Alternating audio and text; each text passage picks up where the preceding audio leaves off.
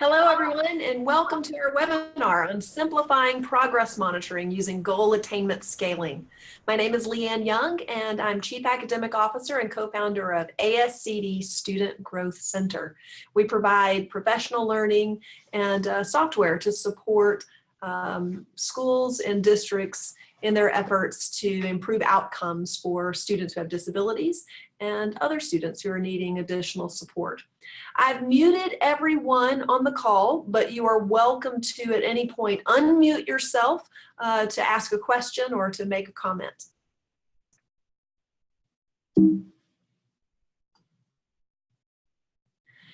My contact information is here. My email address is young@studentgrowth.org. You can find us online at studentgrowth.org, and my Twitter handle is @LeanneYoung. We'll be going through ways of using goal attainment scaling to measure progress for students on individualized learning goals or personalized learning plans. It'll be a Reader's Digest version of what you can find in From Goals to Growth, Intervention and Support in Every Classroom, which comes out next month from ASCD. This afternoon, what we'll be doing is examining goal attainment scaling and learning how to design a scale to measure progress on an individualized learning or behavioral goal. So what I'd like to do for us to get started is I'd like for you to think to yourself right now, how do we measure progress for students who have disabilities, those maybe who have IEPs, students, maybe students who are behind grade level but don't have IEPs, because after all, in our schools, most students who are behind grade level don't qualify for an IEP. So how are we measuring progress for those students who have IEPs or are behind grade level? I know that some of you are administrators, some of you are general ed teachers, some of you are special education teachers. Those of you who are administrators or general education teachers may be thinking, well, that's what the special educators do. The special educators measure progress on individualized goals. They're in charge of the IEP goals. And what we'd really like to do is consider a process that's much more collaborative, where administrators and general educators and special educators are all very well informed about how we're measuring progress on individualized goals. And in fact, where general educators and special educators and other specialists are working together to measure progress on individualized goals within the context of everyday classroom activities and routines. I can remember as a special education teacher being in charge of the IEP goals, and the way that we were taught to do this is that the special educators write the goals, and you get, of course, the family's input and general educators' input, but the special educator writes the goals. And then we pull children aside to do probes or to otherwise measure their progress on individualized goals. And the way we did that was we had to make up our own way. We had our own data sheets, teacher-made data sheets that often were sheets of paper or sticky notes that we used to measure progress and then report that back to families when progress notes went home. Well, I'm also a parent of 2 children, and both of my children have dyslexia. And so for a number of years now, I've been on the other side of the table. I've been on the side of the table of receiving progress notes and receiving data that have been collected in these sessions. And I can tell you, even though my children received excellent services, most of the time I was unable to tell from their progress notes really how they were performing. And this is really a measurement issue that has to be solved. So why do we need a written intervention plan or a growth plan for assessment and intervention for students who are needing additional support? So this is a little bit of my pep rally for why we need more than the IEP. Those of you who participate in IEP meetings, you may feel the same way that I do, and that's that in some ways the IEP process has turned into such legalese as such a document to protect schools or to check off the compliance requirements, and often the meaningful discussions about where kids are and where they need to go next and what we need to do every day. A lot of times there's not time for that within the IEP meeting, which has to check off all of the compliance pieces and do so within 55 minutes. And so what we really need is something that bridges the gap between these legal documents and what happens every day in the classroom. We need data that everybody can understand so that everybody on the team can participate in making decisions and determining direction. I hear, when I go into schools, I often hear people complain that parents aren't showing up for IEP meetings. And there are a lot of reasons that could happen. But one of the reasons that some parents may not be coming to IEP meetings is that they don't feel they have anything to contribute, or they feel that they can't understand it, or they feel that you're the professionals, you've got all the knowledge, when they have a lot to contribute, but maybe they're not able to understand the data and understand the goals. So we want to make this really consumable to everybody on the team so everybody can make sense of it and really simplify the process. Without written intervention plans, it's hard for us to know the effectiveness of our interventions. We're just taking data. We're just measuring progress. We need to know what intervention was used and exactly how a student performed in response to that intervention for us to know whether we're being effective. We also need to commit to a certain intervention and everybody use it. These ducks are here not because they're in a row. They're here because they're all exactly the same. So when we pick a goal, we're picking something hopefully that really matters a lot, and we're designing some strategies to help the student reach that goal. And we need everybody to be able to implement those strategies the same way. So if you imagine, for example, a student who has challenging behaviors, a student who's having a lot of difficulty with interaction with friends and is being aggressive, for example. And if we imagine that student spends time with a parent, an aunt, and 5 teachers, that student is spending time with 7 people over the course of the week. And if we imagine all 7 of those people have different rules and different ideas about how to manage his behavior and support his behavior, and those ways compete with one another, we can see how we wouldn't get very far. And there's no difference between that and academic interventions. We need to commit to a way of approaching a student's learning or behavior. Everybody understand that and be able to implement that. So often when a student is receiving special education or specialized services, we feel like, oh, the specialist will help support the student and it's the specialist's job to implement the intervention. But really, the specialist is not with the student enough to make a difference. Everybody on the team has to be supporting the intervention. So growth plans, they're not just for students with IEPs or ILPs.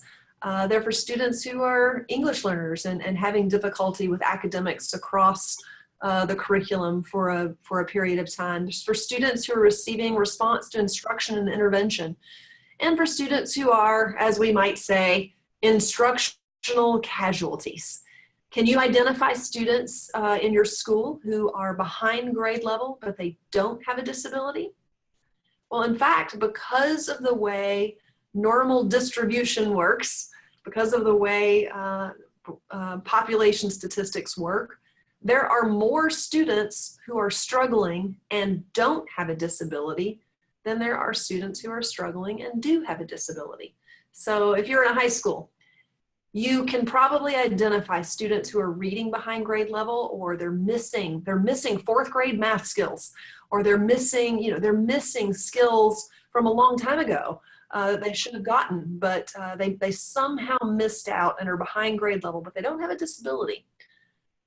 Some students have poor instruction. They may have had poor first grade instruction, for example. And what we know is that students in general can be very resilient to one academic year of poor instruction, 2 years of poor academic instruction, and then we usually have very serious problems. So growth plans and this idea of picking important goals and measuring progress on those in ways that everybody can understand and participate and really get serious about this is important for any student who's behind grade level on a critical skill. The good news is this can also be used for students who have personalized learning plans, and increasingly schools are moving in that direction as well. Vermont, for example, has instituted legislation where all students have to have a personalized learning plan, and many teachers are wondering, how do we measure progress on these personalized goals? Well, personalized goals aren't all that different from individualized goals, except that in personalized goals, students determine their goals rather than like in individualized goals where it's a full team. So growth plans are useful for more than students who have IEPs. But we can't just have a goal. We've got to have a plan. We have to have a plan for how we're going to provide support, and we have to have a plan for how we will measure, which is the topic for today. We do want to remember that helping students complete an assignment is not the same as teaching students a skill. If a student is struggling with a writing assignment, so often if those students have disabilities, they are sent to a special education teacher or to learning support to get help with that assignment. But really, the language arts teacher could have provided help with that assignment. We want to use the resource of our special educators and learning support teachers in a way that they are spending their time delivering intervention on critical skills or supporting general educators to implement evidence-based intervention to teach skills. What we have to ask is what's really important for this student. So as we develop growth plans and IEPs, we want to know what's going to matter 10 years from now. We are in the business of changing kids' lives. That's what we're in the business of doing. We're not in the business of helping them get through an 8th grade assignment. We're in the business of changing lives. So as we develop goals and intervention plans and determine how we're going to measure progress, we want to really focus on those skills that will change kids' lives. Jay McTighe uses the words transfer skills. Doug Fisher uses the word gateway skills. I often use the word critical skills. And even though each of those words have nuanced meanings within the literature, the same basic principle is we want to be focusing on things that matter and open up a world of opportunities for students. In the email that will follow this webinar, you'll receive a blank PDF of a growth plan. And what I'd like to do is orient you to all of the components of the growth plan, but where we'll focus our time today is on the scale. But I want to orient you to the components of the growth plan.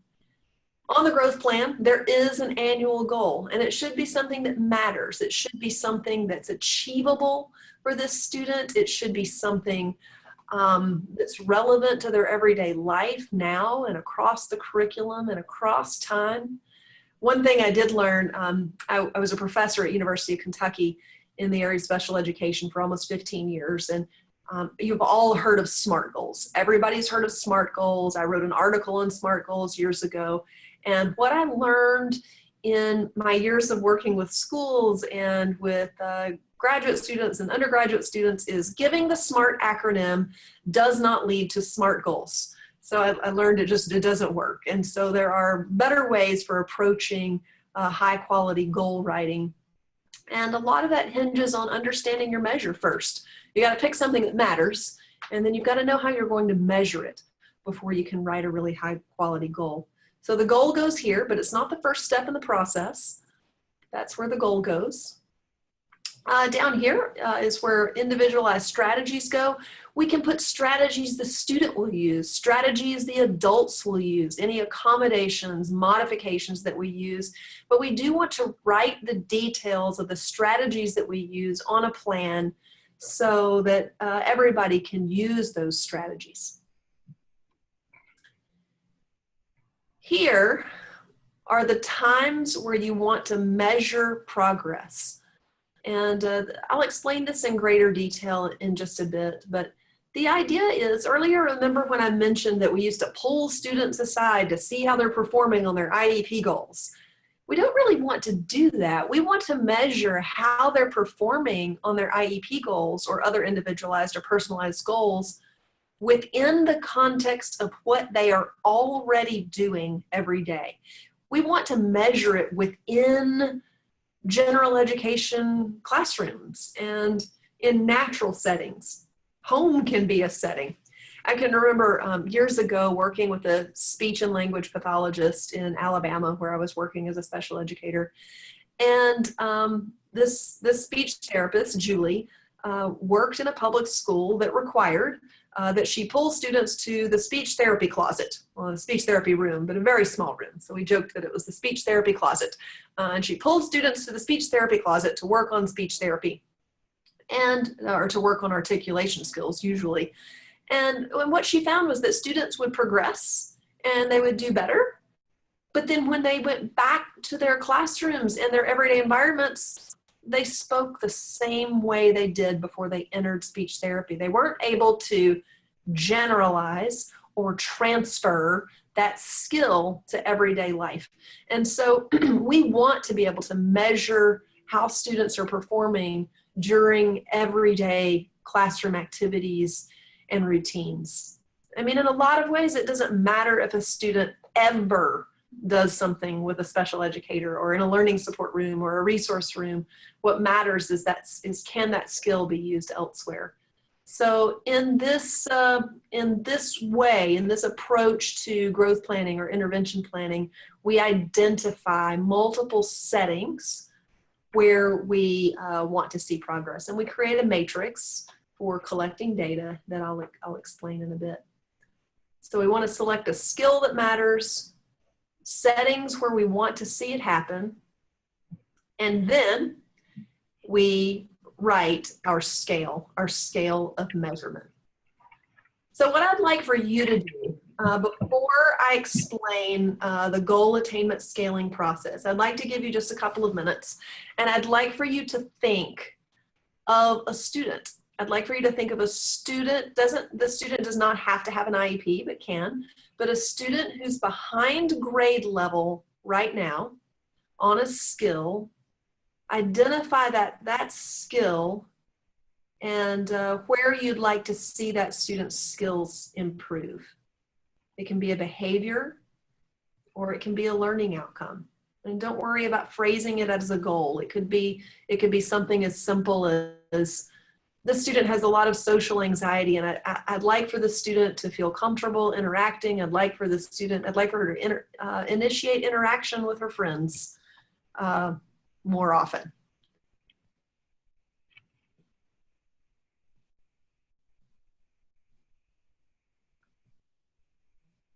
All right, so hopefully everybody thought of a skill. It's not usually hard to identify a skill that a student has that you'd like to improve. And then what we'll do is we'll walk through the goal attainment scaling process. Goal attainment scaling is something I learned as a researcher. So in 2008, a colleague of mine, Lisa Rubel, and I had an NIH, National Institutes for Health, funded study. And in that study, we were measuring the effects of web-based versus face-to-face coaching of teachers of kids with autism.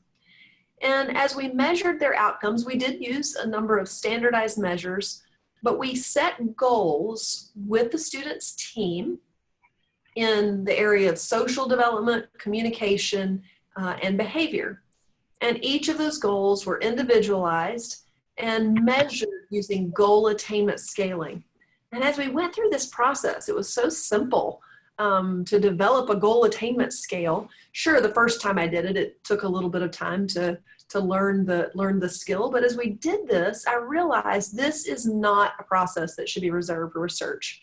Goal attainment scaling is the gold standard for how we measure progress in research on individualized goals, and it should be in every classroom.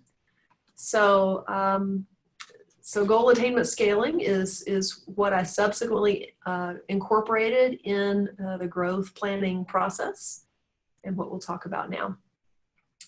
So the goal attainment scale here has 9 points on it. It moves from 0 to 4 with half points. Goal attainment scales in the research literature don't always have 9 points. They may have 5 points, they may have 4 points, but they all have categories in order. So ours has 9 categories in order, and there are 9 categories or 9 points on the goal attainment scale because there are 9 months in the academic year. So this yields an expected rate of progress.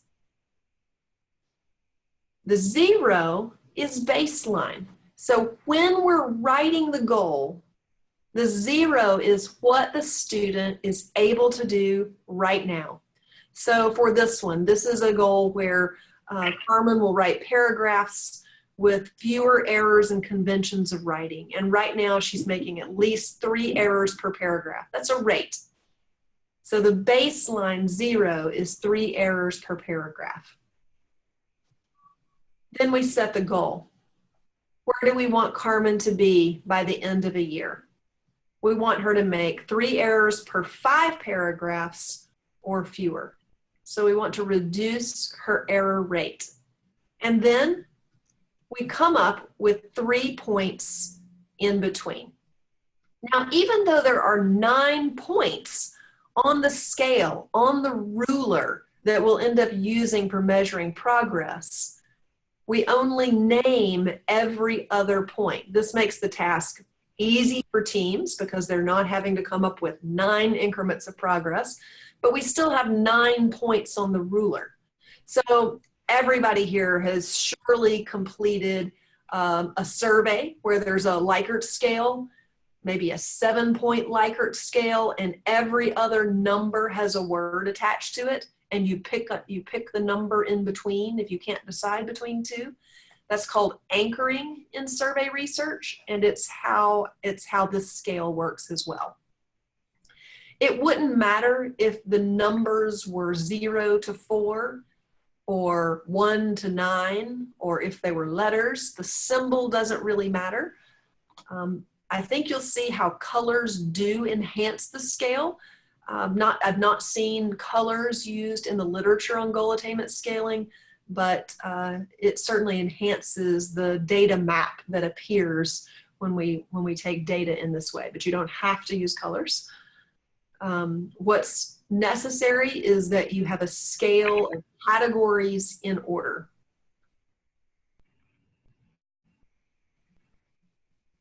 The categories, the numbers and colors, are then plotted on the map beneath each of the settings. So everything in the first column happened in language arts. So we can see on January 16th, Carmen scored a 4 on her paper in language arts. So the way this works is once the scale is developed by the team, when it's time to take data, the language arts teacher is scoring a paper, they're grading a paper or an assignment that they already gave. They're grading it in the usual way, but then they also score how she performed on her IEP goal. So the idea is that all general education teachers are able to score how students perform on their IEP goals within the context of assessments and assignments they're already giving. If that seems unrealistic, if it seems like, in your school, I can't imagine the general educators also collecting IEP data, there's no reason that a specialist or special educator couldn't do that. There's no reason that the special educator or specialist couldn't also look at that paper that assignment or assessment that was given in language arts, social studies, science, or film class, and scoring and providing the data. Ideally, we would see a sharing of that responsibility across all disciplines, but that's where it is plotted. And so you can see there are gaps, there are spaces on that map, but it still puts a nice picture of development, comes out of plotting the numbers and colors on the map. So just a bit about skill development. I want to give you a little bit of information on why the form looks the way it does, the one that you'll receive in email, why it looks the way it does, and how it is an evidence-based practice for intervention planning.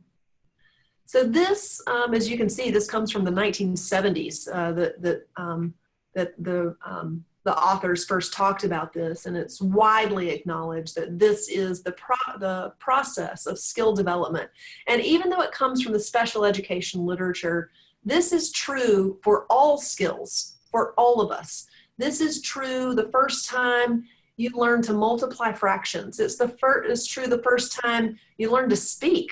It's true the first time you learn to ride a bike. It's true for all skills.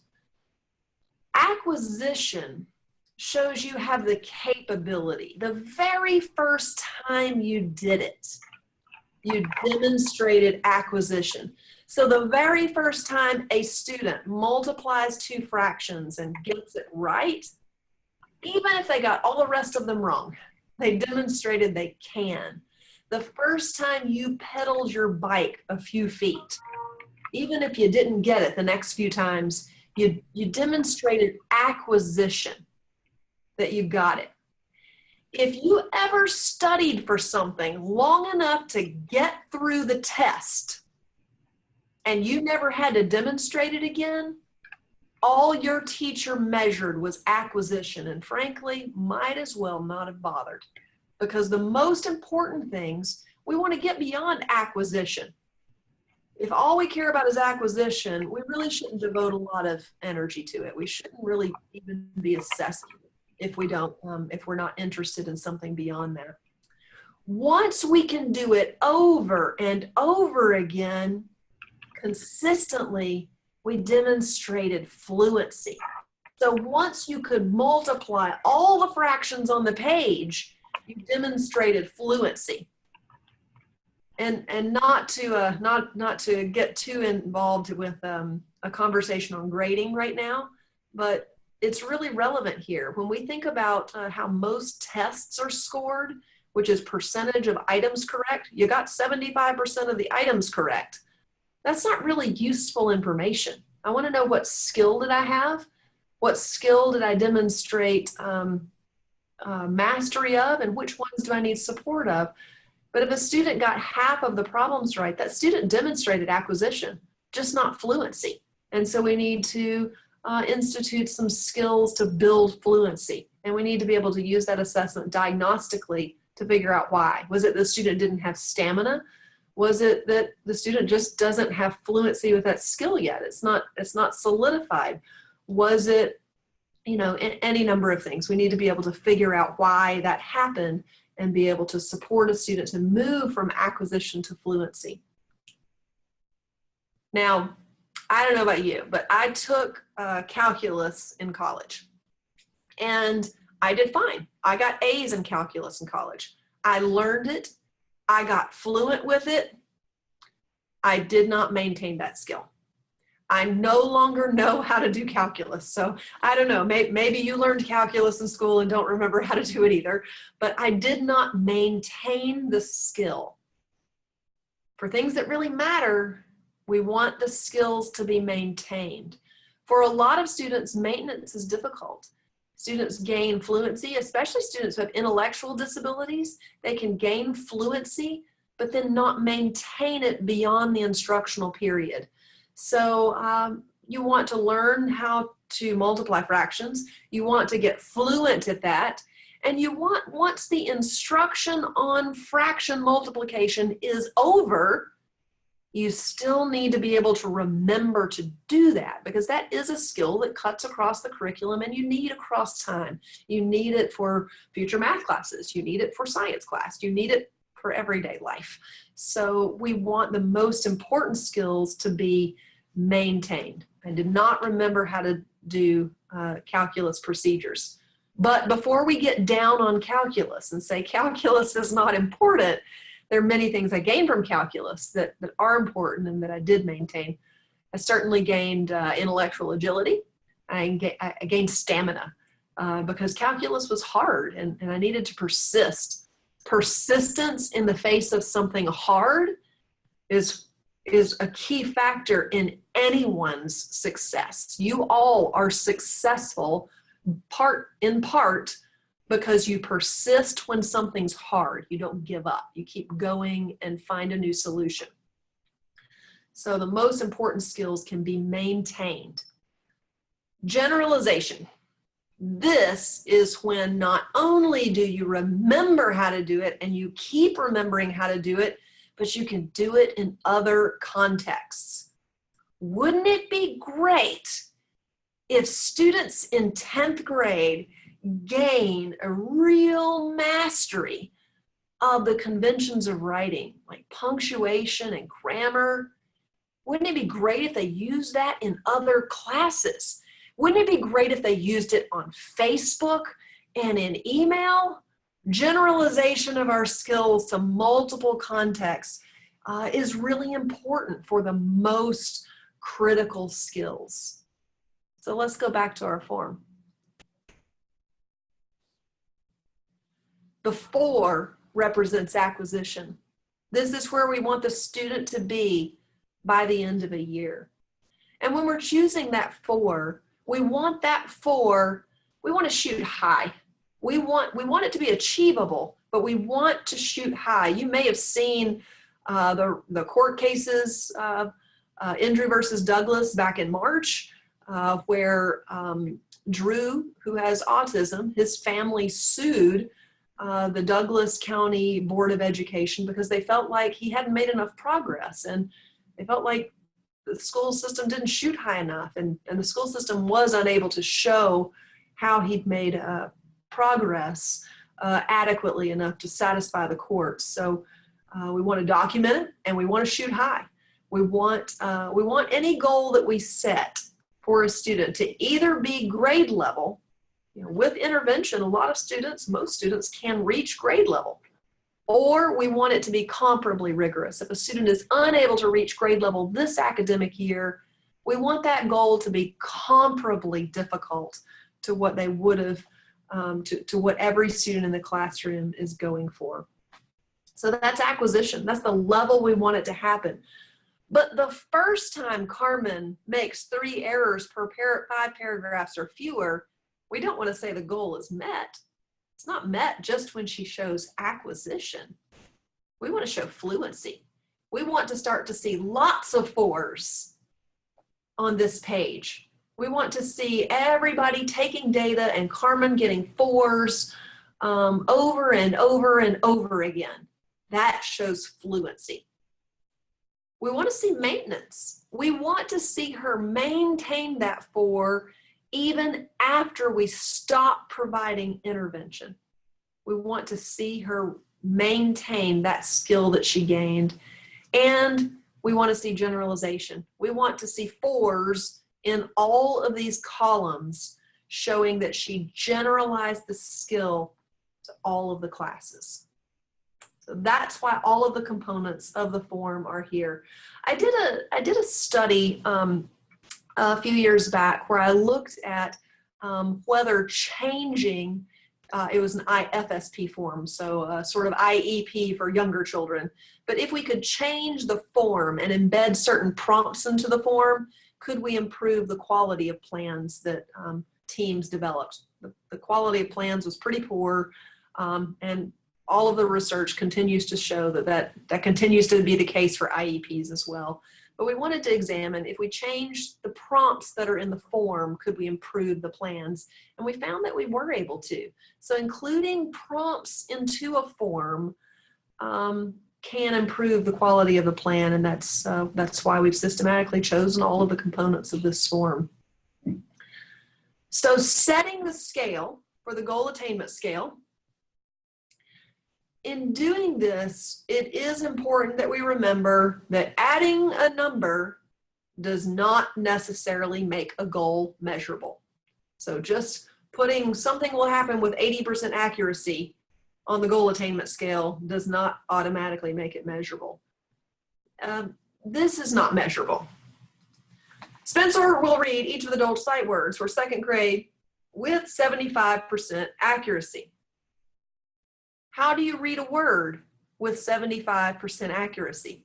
Do you count the letters? And we can't measure this. And there are lots and lots of goals out there that say something will happen with 75 or 80% accuracy. And when we go to measure it, when whoever's responsible for the measurement tries to do so, we often find that can't be measured that way. And so it sometimes goes like this. Well, last time I said it was 60%. This does seem better. So I'm going to say it's 65% this time. Now this is better. Spencer will read each of the adult sight words for second grade within 2 seconds of being presented the word. Now that makes a lot more sense.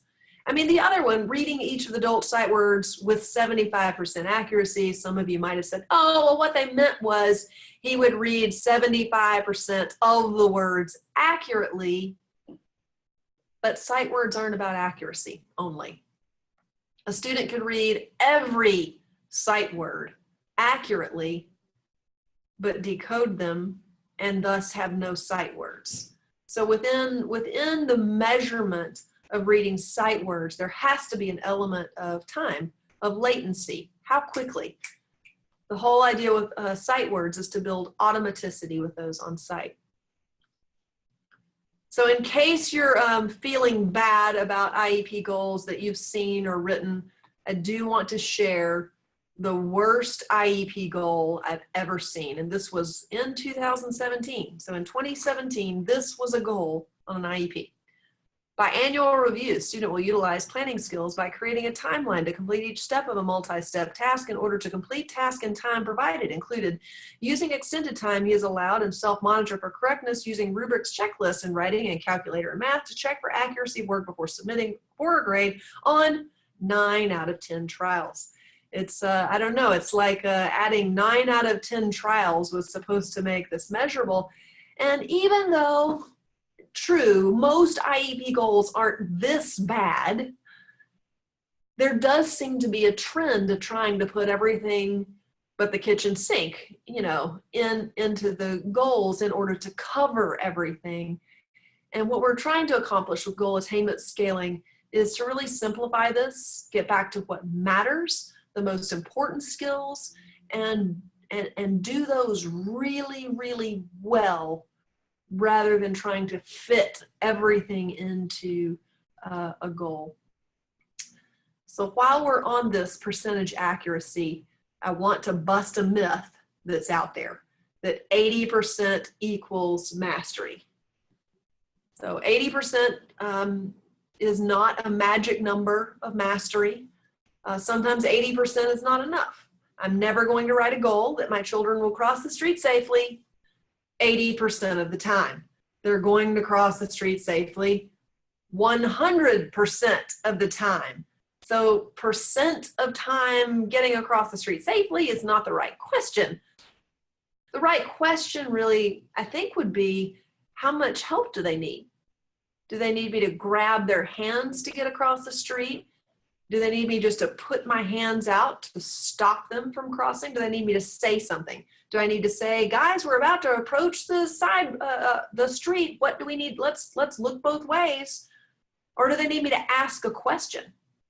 We're about to get to the edge of the street. What do we need to do?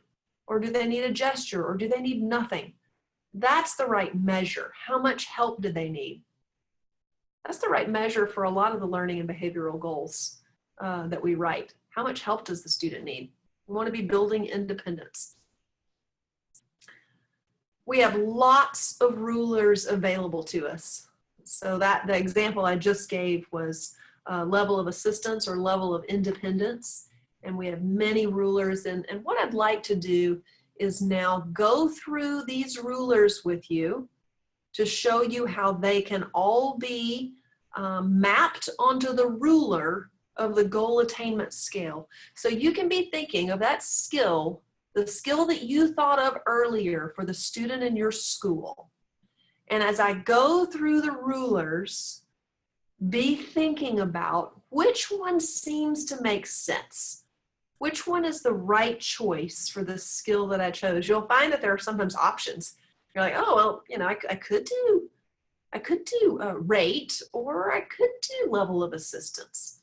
And so anytime you have an option, pick the easiest one that makes sense, the one that's easiest for everybody to implement. Duration is a useful scale when you want something to happen longer. So you're measuring the length of time. So this is a good example of one for maybe a student who is having trouble staying engaged. The student's getting antsy and unable to stay engaged in the tasks of the classroom, the routines. So this is a student who maybe after 5 minutes needs somebody to sit next to her and help her stay engaged, help her remain active.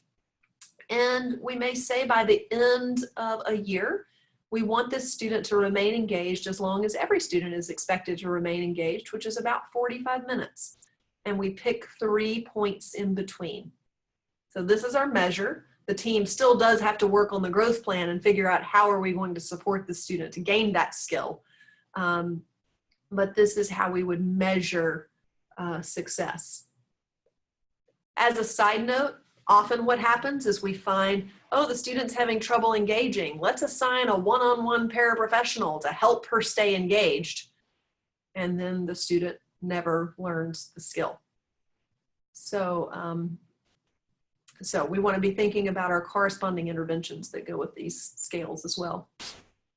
Frequency. So this is when we want something to happen more times or fewer times. We want good things to happen more times and bad things to happen fewer times. In this example, we want a student to provide more citations in their writing. And by all means, please work on this if you're a high school teacher, so that by the time they get to university, there's less what I would call Miss America speech. I believe everybody should, and we want people to be able to cite sources to support their opinions and their thoughts. And we want bad things to happen fewer times. We want children to hit their friends fewer times in the day. So frequency is good when we can actually count something. So when it's something that can easily be counted, frequency is the way to go. So be thinking about your skill. Was duration the right thing? Were you wanting something to happen longer? Is frequency right? Were you wanting something to happen more times or fewer times? And can it be counted easily? The next example, the next tool is latency. So this is when we want something to happen sooner. But it could be if you want something to be delayed and you would reverse the valence here, but generally it's when you want something to happen faster, sooner. And so you might have in your school served a student, for example, who has autism, and maybe that student has difficulty with transitions. Could be any student, but students who have autism often have difficulty stopping an activity that they are enjoying and moving on to the next one, following the direction of let's stop and move on. And so we may have a student that takes minutes to follow that direction and transition, and we want within a year for the student to follow the direction and immediately go with the routine. So this could, latency is an easy way to measure that progress. Of course, for that skill, you could also measure how much help did they need or level of assistance, so you have choices. Level of assistance or level of independence is one of the most useful and least used measures that we have available to us. In level of independence, we don't count anything or calculate a percentage or use a stopwatch to measure time. We simply record how much help did the student need. This is one of the most useful ways of measuring progress. We don't have to count anything. We don't have to, we simply record how much help did the student need. This connects to a critical piece in intervention practice. All right. So earlier I alluded to a lot of students are, and this doesn't happen in every school or frankly in every region of the US. It happens often in international schools, and it happens often in certain regions, often in the northeastern US, where students are assigned one-on-one aides or shadow teachers. Okay. And I just want to bring this up because the literature is very clear about this, that the use of paraprofessionals assigned to an individual student harms the student's ability to connect to peers. It harms their ability to get feedback and help from their general education teachers. And it is not useful to their outcomes. It promotes dependence rather than independence. It doesn't mean we need to get rid of paraprofessionals. It just means, to use a basketball analogy, we need to be using more zone defense rather than man-to-man defense. Instead of assigning a paraprofessional to a student, we need to assign them to a subject or, if it's a preschool, the block area. A lot of chaos happens in the block area, or, wherever there's a need for more people, it's not just the kid who has an IEP who's going to need help. And to attach that person to a student presumes incompetence of that child, and the literature is very, very clear about the outcomes. So that goes hand in hand with having goals that measure level of independence. So it's fine if you've got a paraprofessional there, you've got somebody who's to help the student, but we want to systematically provide that help, either from a system of least to most supports or a system of most to least, depending on the goal. And so that's an important part of strategy development, but it is really important that we measure level of independence. So here's a perfect example of just a typical way that feedback was given when we were all in school. You all remember when our language arts teachers graded our papers, they corrected them. They marked all the errors, made the correction, and then gave us a grade on the paper. What we know now is that when the corrections are made, the student misses an opportunity to learn about that error and how not to make it. So we want to give less support. So in this checklist, this level of independence, we can say the goal is that the student independently uses a checklist to edit the work. If that doesn't work, we remind the student to use your checklist. If that doesn't work, I find the errors and I say, I found 4 errors of commas and conjunctions and 3 spelling errors. Go find them and make the correction. If that didn't work, I highlight it and say, there's an error here. What is it? And then if that doesn't work, I make the correction. So that's an example of a system of least to most prompts. And in any paper, in any class, all we have to do is say, the student needed a reminder. That's a 3. I had to mark the location of the errors this time. That's a 1. All you have to do is report how much help did the student need. And it's a very easy way to measure progress and promotes independence, and is consistent with what we need to be doing to promote much more independence with students. We can use percentage on the goal attainment scale if that makes sense. We all know how to calculate percentages, so it's useful if there are a varied number of opportunities to do something, and there are times where percentage is the right way to measure. It is overused in special education, and it's overused on IEPs. But it's not evil in itself. It's just a problem when it's used when it's not appropriate. We can also use proportion if there's a finite number of something, like it's always 9 steps. There are 9 steps of completing homework, or whatever. We can report on the number of steps the student got independently.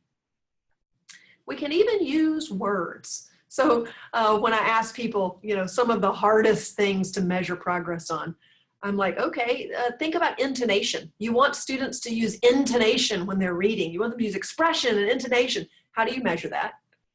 And, it's pretty difficult to say exactly how you would measure that. But you could write a goal that a student would use intonation that matches the context and the punctuation all or almost all of the reading. And right now, the student's not doing it at all. They're reading word by word with no intonation. So we could even use words in that example. Quality. Sometimes it's easier to describe a student's performance than try to calculate. So this is much like describing what kind of assistance you gave. You can also describe how the student performed. So I can remember writing goals about copying shapes and copying letters and writing letters as a graduate student. And we would write goals like, the student would copy the shape within, 2 millimeters of the, you had to measure, and it's much, that's just really not practical to implement. We want practical ways to measure progress so that it takes seconds, minutes at most, within what we're already doing. So we could describe what the student can do now. The student can copy a shape, but is not copying letters. So we want to move from copying a shape to tracing a letter, to trace multiple letters legibly, copying a single letter, copying multiple letters. And you can see that we could describe quality of many different skills and behaviors. Rate. We don't often measure speed or rate, but we can, and there are times when that matters. We use mad minutes in math or similar procedures, and we do know that you get a lot of bang for your buck in measuring words per minute. Now, if there's already a measure in place, if we're already using dibbles, or if there's already a procedure in place that you're using to measure words per minute, then you wouldn't need an intervention plan to do that. But if you don't have something in place at your school where you're measuring words per minute, this is a useful way to do that. And finally, task analysis. Everybody here who is a special educator learned task analysis for toothbrushing, hand washing, and toileting, but you can task analyze any skill. You can take many different skills and take a look at the steps that are within that skill and break it down and put that on our scale. So we could say, there are all of these steps to complete homework, from putting it in your agenda, writing it in your agenda, taking it home, initiating it, completing it, taking it back to school, taking it back to the class, turning it in, and we can record how far the student got independently. We want to be able to make data-based decisions, and when we have data collected in the same way for all goals and all students, we're able to do that. We're able to look at this data map and see how a student progressed from the 0 all the way up to the 4. We can look at this across classes so that we could see, oh, and look in this last column, the student still had a 2, the student may be progressing a little slower all of a sudden. Or if we saw all 1s or 2s in one of the columns, we could ask questions about, why is the student not generalizing to that class? Is it that the academic language is harder in that class? Is it the teacher didn't implement the intervention in that class? Is it that the student doesn't like the teacher? Students don't work hard for teachers when the relationship's disrupted. So there can be all kinds of reasons the student's not progressing well. But by having a data map like this, we're able to do that, and everybody's able to make sense of it. Imagine too, if a parent has a child in 2nd grade who needs an IEP, has growth plans, and we measure progress in this way for every goal, the family begins to understand this way of measuring progress. And then if every year we measure progress in this way, families in the school begin to understand how we're measuring progress. It's not a mystery to the administrators. It's not a mystery to the general educators. It's not a mystery to the special educators. Everybody understands how we're taking data. So again, goal attainment scaling is the gold standard for how we measure progress on individualized goals in research, and clearly it's a simple process that really should be used in every single classroom. I would love, we've got a few minutes left, and so I would love to take any questions that you all have. Where did you go? There you are. All right, so I know there are a lot of you, but if anybody has a question that you'd like to ask, just unmute your mic and I would love to take your questions. Hi, this is Sue. Hi, Sue.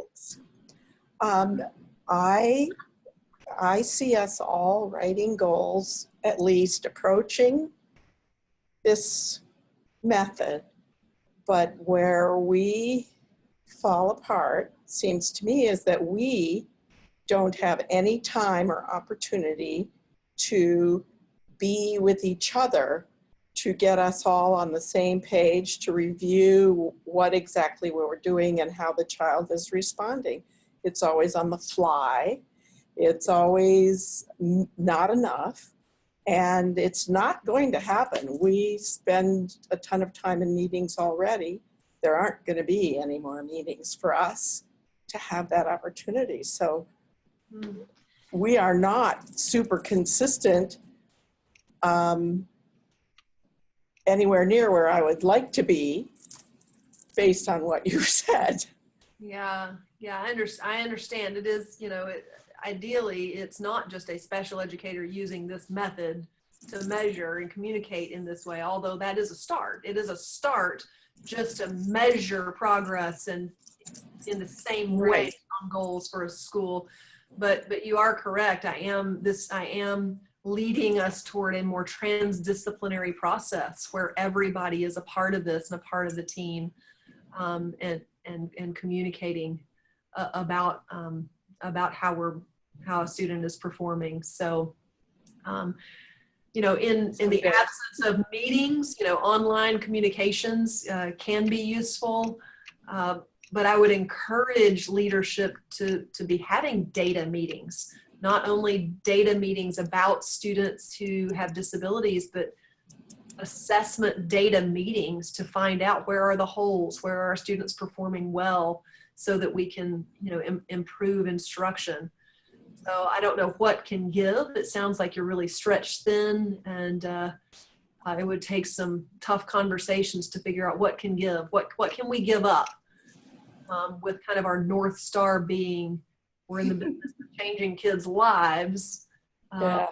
Where is their fluff? I had to do that in my own classes. In my own classes as a university professor, I figured out in making a move to standards-based grading, as I was doing 12 or 13 years ago, I needed to give up some of the fluff of the quizzes I was giving just because you give quizzes, Yeah.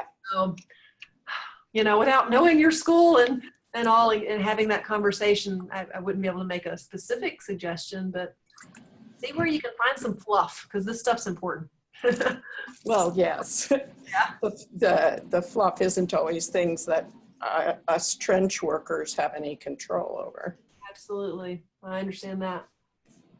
But I do feel that I can say that it isn't as slick as what you've presented here, but I feel good about how we are stating our goals for the most part.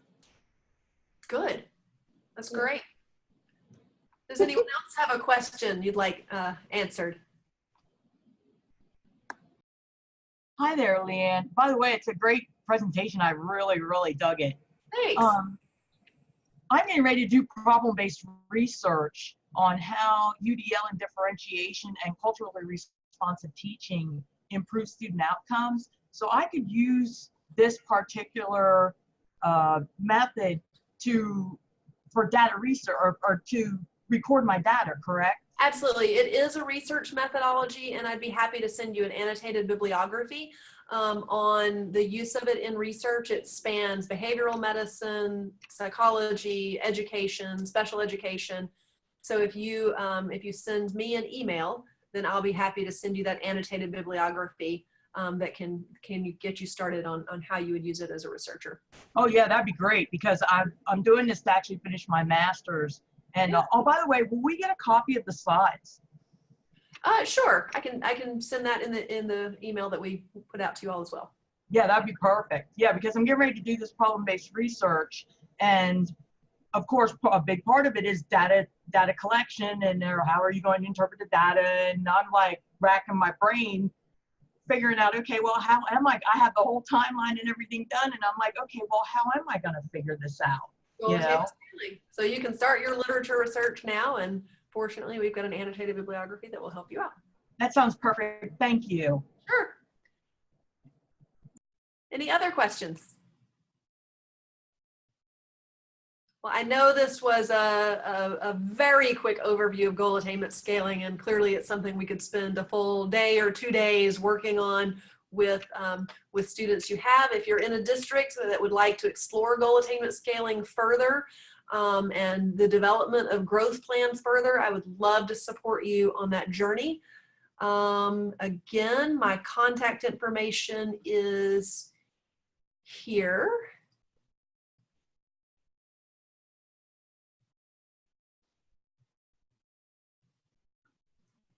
So if you email me at young@studentgrowth.org, I'd be happy to support you and your district as you think more deeply about any issues of assessment, grading, intervention planning, and progress monitoring. Our next webinar will be February 26th at 4 o'clock Eastern.